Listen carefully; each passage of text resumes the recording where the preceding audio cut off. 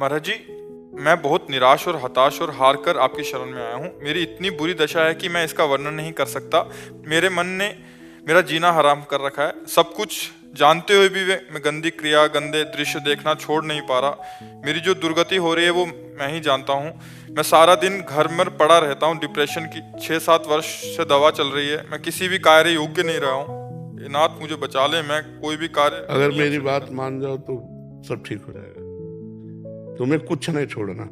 हमारी बात पकड़ो, पहले बहुत आराम से सुनो। देखो, आप आज से निश्चिंत हो जाओ। हम जैसा कह रहे हैं, हम बहुत सोच के कह रहे हैं। तुम पहले अपने दिमाग से हटा दो कि मुझे कुछ छोड़ना है, ठीक है?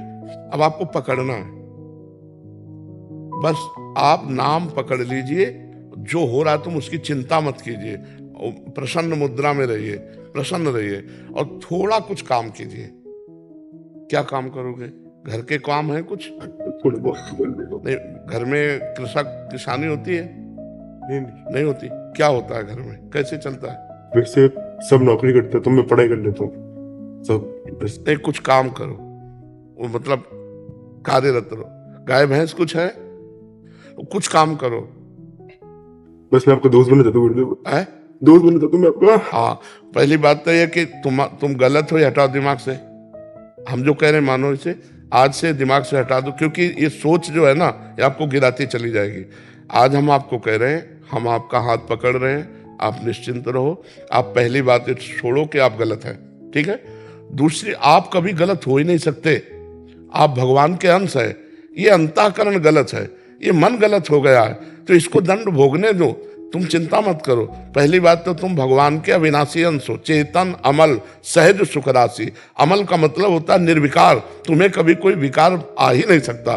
तुमने क्या किया? अपने आप को भूलकर शरीर और मन को अपना मान लिया। इसी से सारी गलतियां हो रही। पर वो ज्ञान का विषय, हम तुम्हें बिल्कुल साधारण बता रहे। पहली बात तो तुम सोचो मत कि हम विकारी हैं। जैसा सोचोगे वैसा बन जाओगे। देखो, पहुंच गए ना डिप्रेशन में, और आज से उठना शुरू हो जाएगा। हमारी बात मान लो। पहली बात तो ये कि तुम जैसा हम कहें वैसा करो। दूसरी बात, हमारी सामर्थ्य तुम्हें उठाएगी। हमारी सामर्थ्य जानते हो?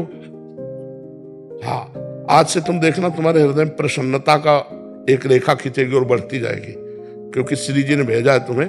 अब तुम अपने जीवन को नष्ट करने की ये जो धारा है, इससे आप उबर जाओगे। राधा नाम जप करो निरंतरता। जहां पड़े हो और मन तुम्हारा सोच कर रहा है, उसको सोचने दो। तुम बार बार राधा राधा राधा। जो गलती हो रही होने दो। तुम बिल्कुल निश्चिंत हो जाओ। एक दिन वो बल आएगा कि सब छूट जाएगा। बहुत जल्दी वो समय आएगा, क्योंकि आपका प्रयास और श्री जी का बल ये आपको उठाएगा। आप इससे उठो, बिल्कुल निश्चिंत रहो। तुम कोई भी गलती का टेंशन मत लो। पहले टेंशन मुक्त हो, फिर प्रसन्नता तुम्हारी गलती पर चढ़ बैठेगी और गलती कभी नहीं होने लगेगी। धीरे धीरे ठीक हो जाओगे। एक गलती पर केवल असर करो, अपने दिमाग में लाओ कि तुम्हें ब्रह्मचर्य नहीं खंडित करना। अभी अगर वो रहेगा तो दिमागी स्तर हम तुम्हारा सुधार पाएंगे। गुरुदेव मैं हमेशा दिन गिनते रहता हूँ, मतलब बस आज नहीं किया, कल नहीं किया, पता नहीं मेरी स्थिति खराब है। छोड़ो, बस एक चीज केवल करना, हस्त क्रिया मत करना। बस एक चीज पकड़ लो, तुम हस्त क्रिया मत करो। वादा हमसे करो, पक्का कर दी गुरुदेव। तो बस ठीक है। और राधा नाम जपो। और आज से हम तुम्हारा वादा करते हैं, तुम किसी भी तरह की चिंता मत करो। ये हम मतलब बिल्कुल हृदय से कह रहा हूं। तुम बिल्कुल चिंता मत करो। आज से देखोगे आप, महीना भर बाद फिर आना आप हमसे मिलना के दोस्त भाव से।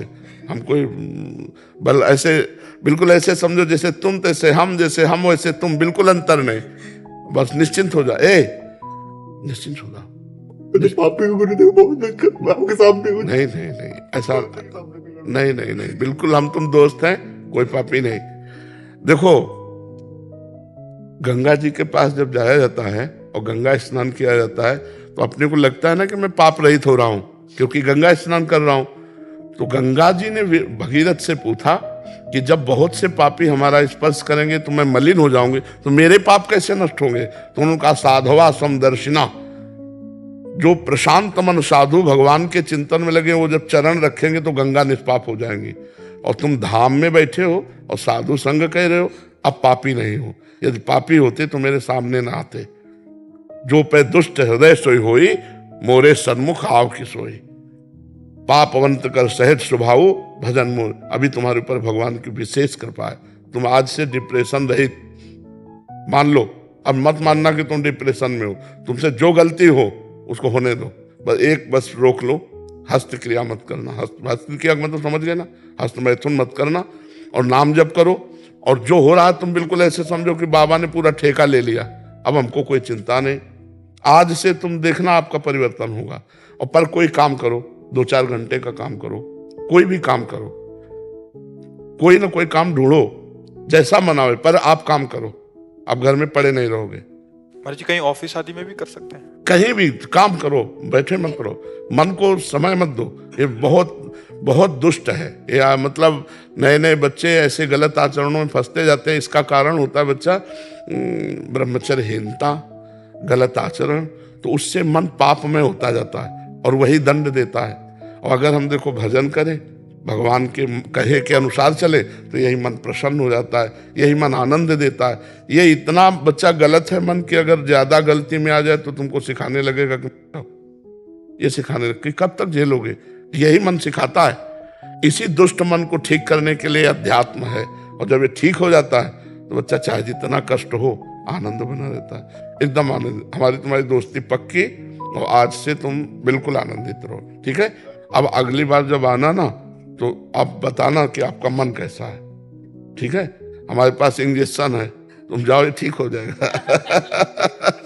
हाँ, समस्त सृष्टि का मन श्री कृष्ण है, और श्री कृष्ण का मन किशोरी जी है, और किशोरी जी की शरण में हमें चिंता मत कर। राधा राधा रटते रहना, ठीक है? आप इसको एक श्री जी का प्रसादी चुनरी लाओ, इसको दे प्रसादी बरसाने की श्री जी की चुनरी का एक प्रसादी। मस्त रहे यार, हमारी जिंदगी ही जगत के लिए है, मस्त रहे। I love you Gurudev, I love you.